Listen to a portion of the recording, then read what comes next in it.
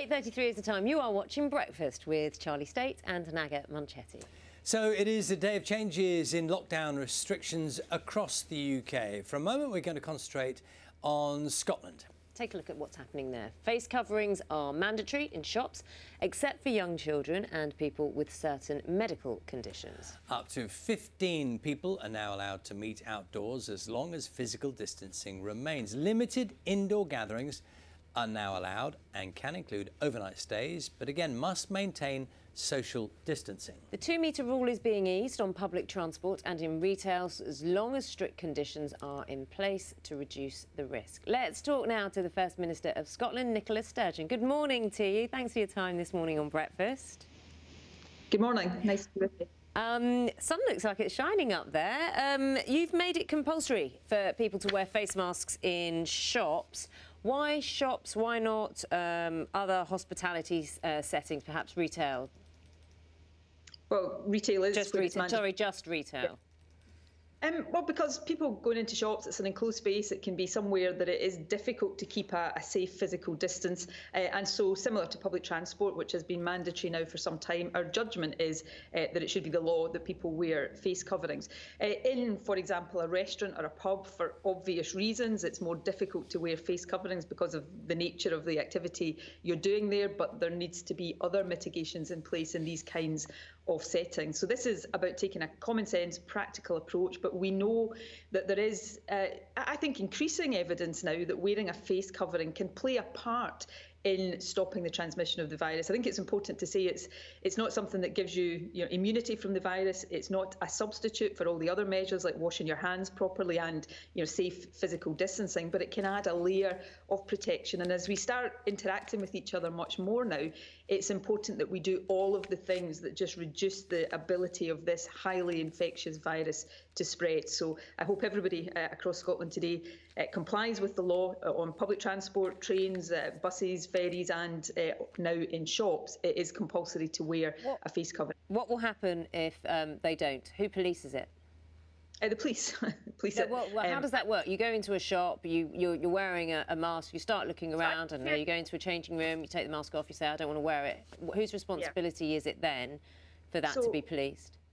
So let me just, well, firstly, let me tell you what the law says. The police, if you're not wearing a face covering, and the police will undoubtedly, tell you should be and try to encourage you to do it, ultimately the police can impose a fixed penalty notice, a fine, in other words. But I've compared this to the wearing of seatbelts. Now, if you think about it, when you get into a car, you don't have a police officer standing next to the car checking that you wear a seatbelt. If you're caught not wearing one, you can, of course, be fined and action can be taken against you. But that's not why we wear a seatbelt when we get into a car. We do it because we know it's for our own protection. And for the foreseeable future, what I'm saying to people is that wearing a face covering in a shop or on public transport should become as automatic to us as putting the seatbelt on when we get in a car. So, that's the kind of enforcement regime, but also the attitude and the approach to this that I hope people will take.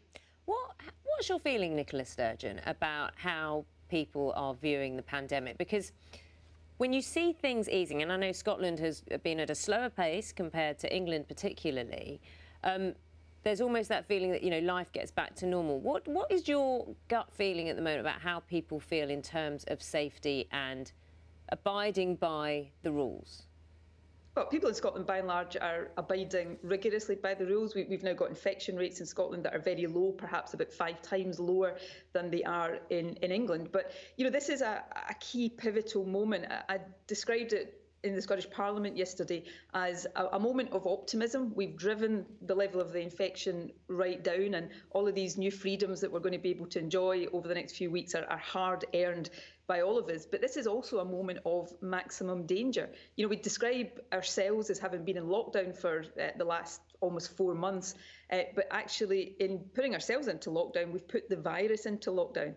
And as we come out of lockdown, we let it out as well. So if we don't take great care over this next period, then the risk is the virus starts to spread again because it hasn't gone away. And we see in many other countries, much of America just now, Melbourne in Australia, which just a few weeks ago had infection rates lower than Scotland's, I think, and now it's in another 6-week lockdown. So this is a highly infectious virus. It's just as infectious as ever. It's highly dangerous virus. So as we start to interact, particularly indoors where the risks of transmission are much greater, we've got to find the other ways of denying it the chance to spread. And we've described this in Scotland, that we've got this, what we call the FACTS campaign, which is face coverings, avoid crowded places, clean your hands and hard surfaces, 2 metres distancing is still the overall rule, and self-isolate and get a test if you have symptoms. And if we all follow these 5 key measures, then we've got a much better chance of keeping this virus under control as we get our lives back to normal. But life should not feel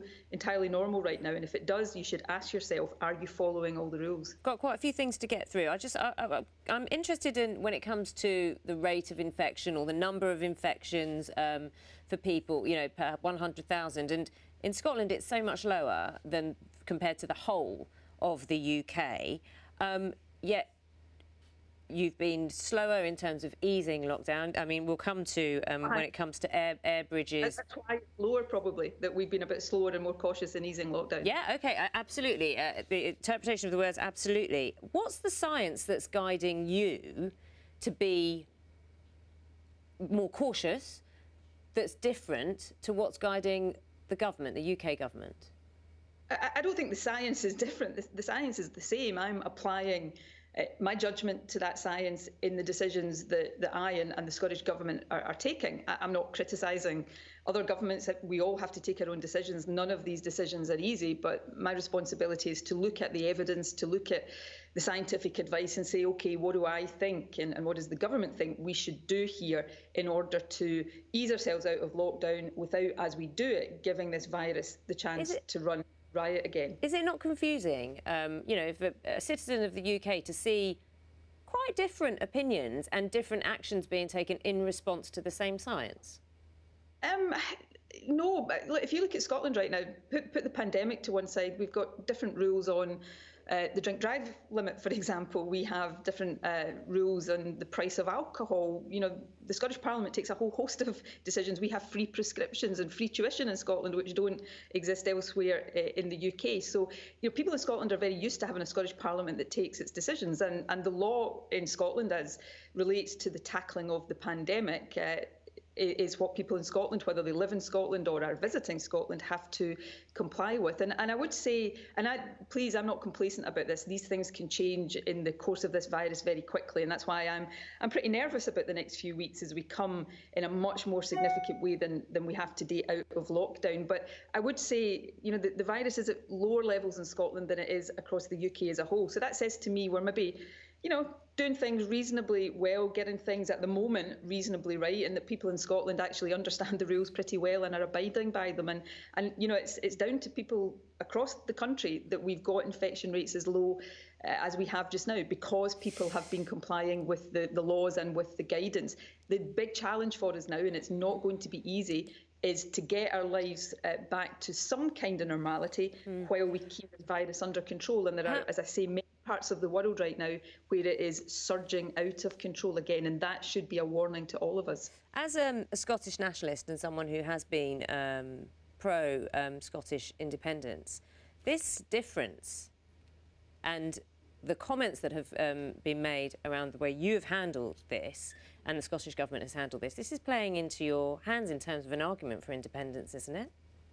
Look, I've never seen this pandemic as an argument for or against independence. I've tried not to be political, party political, or, you know, engage in constitutional politics over this. And, you know, if there are people out there who are going to believe that I'm treating this as some kind of you know, fuel for an argument for independence, then they're going to believe the worst of me, and there's possibly nothing I can do to change their minds. But I think most fair-minded people will see the Scottish Government having just played this with a straight bat, tried to do the best we can to protect Scotland as much as we can from a deadly virus. And that's what I'm going to continue to do. And if, as would appear to be the case right now, although I am not complacent about this, the majority of people in Scotland appear to think the Scottish Government is doing an OK job around this, then I'm not sure that's something that should be a criticism of the Scottish Government. My challenge now, having got to where we are, is to keep on doing the things and persuading people across Scotland to do the things that allow us to keep this virus under control.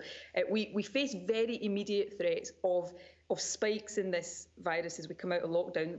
What we're seeing across the world right now is not a second wave, it's a continuation of the first wave as lockdown is lifted and the virus gets the chance to spread again. We've got to contain that, drive the infection as low as possible in case we do face, which is highly likely perhaps, a genuine second wave come the winter. The more successful we are now at getting as close to elimination of this as possible, the more able we'll be to cope with that later in the year. And that's all I'm focused on right now, trying as far as possible to protect people from a virus we know is deadly, but also increasingly we know does long-term health damage to people who get it. Nicola Sturgeon, First Minister of Scotland, thanks very much for talking to us this morning. Of course, we're talking to politicians across the UK about the principles, about the structures. We're also very interested, Holly, who's at a leisure centre for us this morning, a swimming pool.